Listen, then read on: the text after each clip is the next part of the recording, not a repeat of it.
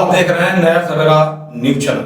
आज मैं नया सवेरा न्यूज चैनल हारे के सारा मीडिया ग्रुप के स्टूडियो से आपसे बात कर रहा हूं। हमारे बीच में हमारे मेहमान आज हैं अमर त्यागी जी, जो आम आदमी पार्टी के यूथ के अध्यक्ष हैं। आपका हमारे स्टूडियो में बहुत बहुत स्वागत है। हम आपसे अब बात करेंगे चुनाव पर, दिल्ली के चुनाव की बात करेंगे। सबसे पहला क्वेश्चन है, क्या दिल्ली में केजरीवाल सरकार दोबारा से आ रही है या बदलाव की हो जा रहा है चुनाव?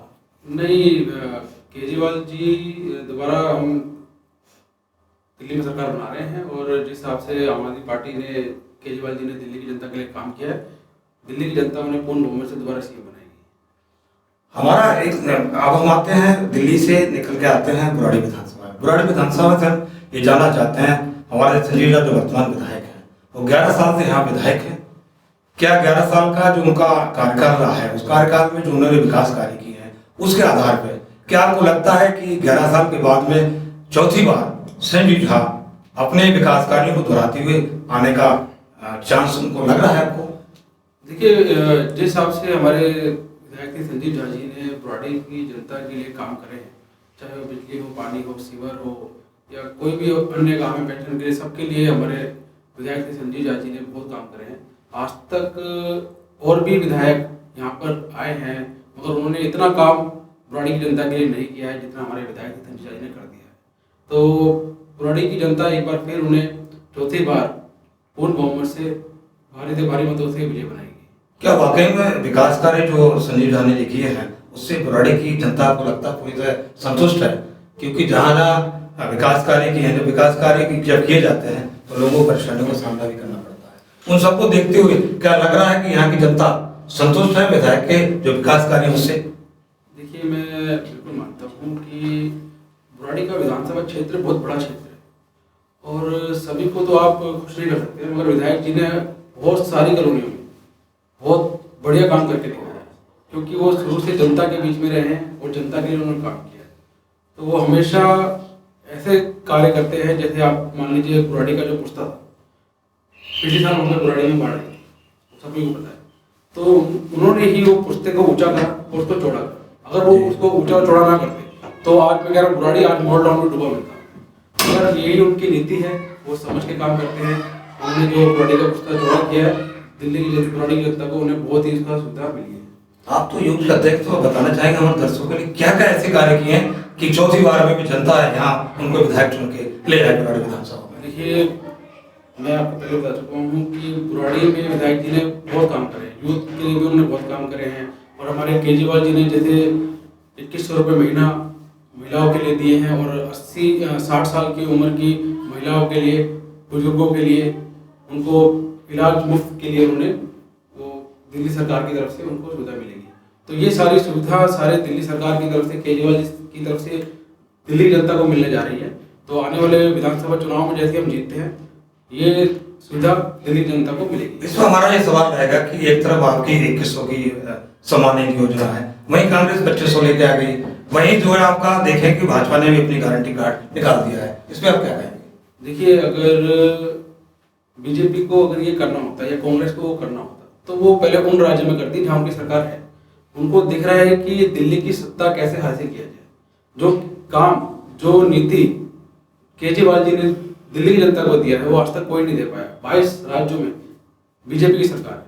मैं उनसे पूछना चाहता हूँ कि क्या उन्होंने आज तक किसी भी राज्य में ये सुविधा दी है? दिल्ली में ही क्यों देना चाहते हैं? क्योंकि वो दिल्ली में केजरीवाल जी को कॉपी करना चाहते हैं और कॉपी करके वो दिल्ली की सत्ता को हथियाना चाहते हैं। मगर केजरीवाल जी ने जो कहा है वो आज तक करके दिखाया है और आगे भी वो इस चीज को करके दिखाएंगे। जैसे ही हमारी सरकार बनेगी, 2100 रुपये हर महिला को उनके खाते में जाएगा और हर बुजुर्गों को 60 साल के ऊपर को इलाज किसी भी प्राइवेट या सरकारी अस्पताल में इलाज फ्री मिलेगा। अमर त्यागी जी, बुराड़ी विधानसभा का पूरी दिल्ली में जो चुनाव प्रचार है अंतिम चरण में चल रहा है, बुराड़ी में भी बहुत जोरों से चल रहा है। इधर एक तरफ मुकेश त्यागी है कांग्रेस पार्टी से, दूसरी तरफ जदयू के गठबंधन से है क्या नाम शैलेंद्र कुमार जी, और एक तरफ है संजीव झा जी जो वर्तमान विधायक भी हैं। कैसे देखते हैं किसके बीच में आपका मुकाबला होने जा रहा है और कैसे आप कह सकते हैं कि इस बार फिर लाएंगे संजीव झा को जीतने जा रहे हैं? क्या वाकई में जीतने जा रहे हैं संजीव झा? बहुत ही आपने अच्छा सवाल पूछा है। जो आदमी काम करेगा जनता के बीच में रहेगा, उसी को सत्ता में रहने का अधिकार है। और मैं मानता हूँ अगर जेडीयू अगर पिछली बार चुनाव लड़े थे मगर वो हार गए थे और भारी गैप था उनके चुनाव जीतने में विधायक जी का। तो अगर जेडीयू हार गई थी, अगर वो 4 साल 5 साल यहाँ पे रहती और जनता के बीच में काम करती तो हम कहते हैं कि हाँ जेडीयू यहाँ से कुछ निकाल सकती है। मगर उनके यहाँ पे विधानसभा में 500 वोट भी रही है जेडीयू के, तो मुझे नहीं लगता कि जेडीयू यहाँ दोबारा जीत पाएगी। बिल्कुल बात है मंगेश त्यागी जी की, देखो कांग्रेस पहले भी जीरो थी और आगे भी जीरो ही रहेगी, क्योंकि हमारे बुराड़ी विधानसभा में विधायक जी ने इतना काम कर दिया है कि जनता उनके साथ है। हम आपकी इस बात से सहमत बिल्कुल नहीं है कि कांग्रेस उधर जीरो रहेगी। कारण यह है कि कांग्रेस के बड़े बड़े कदावर नेता, यहाँ के राष्ट्रीय अध्यक्ष मल्लिकार्जुन खड़गे भी यहाँ पर मीटिंग की है, हरीश रावत इस समय क्षेत्र में है, अभी मैं उनको कवर करके आ रहा हूँ। हरीश रावत के लिए इतनी भारी भीड़ जा रही है, ऐसा लग रहा है कि कांग्रेस की जो पुरानी कांग्रेस डूब गई थी वो जग चुकी है। ऐसे में आप कैसे कह सकते हैं कि जीरो में जाएगा, कैसे उसको देखते हैं? देखिए क्या है कि रैली में लाए हुए लोग वो जो सारे जो कांग्रेस के आते हैं वो सब पैसों के दम पे लाते हैं, ठीक है जी। ऐसे उनका कोई भी कार्यकर्ता नहीं है जो उनके साथ है इस टाइम। मगर हम आम आदमी पार्टी को देखिए, एक एक कार्यकर्ता जो है उनके साथ लगा हुआ है और इसी वजह से हम बुराड़ी का विधानसभा जीतेंगे। आपने भी बात की कि जदयू का 500 वोट नहीं मान सकते कि उनका यहाँ कोई आधार नहीं, लेकिन जदयू के जो प्रत्याशी शैलेंद्र कुमार जी हैं वो इस समय लड़ रहे हैं गठबंधन एनडीए गठबंधन से।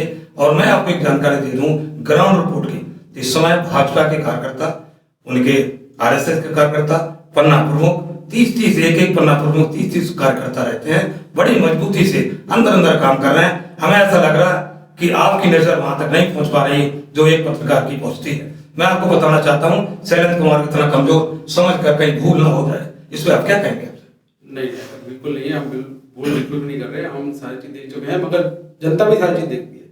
अगर 4 साल अगर जेडीयू के प्रत्याशी शैलेंद्र कुमार जी पिछली बार थे और अगर इस बार वो यहाँ पे रहते और जनता के बीच में रहते तो जनता उनको पसंद करती, मगर वो क्या करते हैं कि यहाँ चुनाव के टाइम में आ जाते हैं और चुनाव खत्म होते चले जाते हैं। चुनाव अगर हार भी गए तो अगर जनता के बीच में रहते तो शायद उनको बुराड़ी विधानसभा से कुछ वोट मिले, मगर अभी उनका खाता शून्य है। बुराड़ी विधानसभा में संजीव झा को विकास पुरुष का दर्जा दिया जा चुका है। तमाम जनता हजारों लोग उन्हें विकास पुरुष मानने लगे कि उन्होंने वाकई में क्या विकास किया है। अगर किया है तो उनके जो पुराने साथी थे उन्हीं से इस बात मसलन उनको काफी जोखिम मिल रही है, काफी उनको नुकसान होता नजर आ रहा है। जैसे नरेंद्र सोनी जैसे धड़े के धड़े सैकड़ों लोग जाकर के कांग्रेस पार्टी में शामिल हो गए। इसको इस तरह देखते हैं, क्या वाकई में आसान लग रहा है आपको इस बार? देखिए मेरी उम्र 35 साल हो गई और मैं बुराड़ी में रहते रहते यहाँ पे मैंने आज तक इतना विकास बुराड़ी में कभी नहीं देखा, तो मुझे लगता है कि उन्हें कोई टक्कर दे नहीं सकता। बात है अगर नरेंद्र सोनी की जो दूसरी पार्टी में गए उनका आपसी मतभेद है पार्टी से, तो बहुत बड़ी गलती करी उन्होंने मेरे हिसाब से, मगर उनको उनकी समझ है, उनका इंडिपेंडेंट है, वो जहाँ जाना चाहते हैं, यही मैं कहूँगा उनके लिए। नहीं, मैं ये जानना चाहता हूँ कि तमाम कार्यकर्ता जो पहले आम आदमी पार्टी के बहुत जैसे कहते मजबूत स्तंभ, जो एक मजबूत आधार होता है, बहुत बड़ी संख्या में यहाँ से जाकर के दूसरी पार्टी जैसे कांग्रेस में शामिल हो गए, कुछ जाकर के भाजपा में शामिल हो गए, तो वो लोग साथियों की भरपाई क्या संजीव झा या आम आदमी पार्टी एक यूथ अध्यक्ष विधानसभा होने के नाते आप बताना चाहेंगे हमारे दर्शकों के लिए कि आपने इस पर कितना वर्क किया है? देखिए जैसे मैं यूथ से मिल रहा हूँ और मुझे विधानसभा यूथ का अध्यक्ष आम आदमी पार्टी से बुराड़ी से बनाया गया है, तो मैं देख रहा हूँ कि यूथ एकदम उनके साथ इकट्ठा है और उन्हीं के साथ कदम से कदम मिला के उनसे हर घर जाके उनसे वोट मांग रहा है आम आदमी पार्टी के लिए।